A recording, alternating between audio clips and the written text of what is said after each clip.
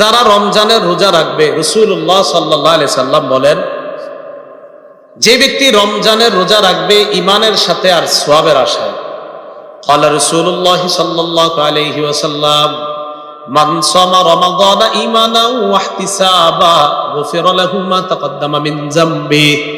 কোন ব্যক্তি যদি ঈমানের সাথে আর সওয়াবের আশায় রমজানের রোজা রাখে, তার আগের গুনাহগুলো মাফ করে দেওয়া হয়।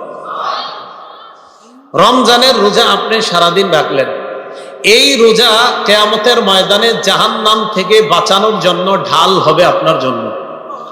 قال রাসূলুল্লাহ সাল্লাল্লাহু আলাইহি ওয়াসাল্লাম, আসিয়ামু জুন্নাহ, রমজানের রোজা হলো ঢাল, ইয়াস্তাজিন্নু বিহাল আবদু মিনান নার, এই ঢালের মাধ্যমে কিয়ামতের ময়দানে রোজাদার জাহান্নামের আগুন থেকে নিজেকে রক্ষা করবে রোজা নামক ঢালের মাধ্যমে।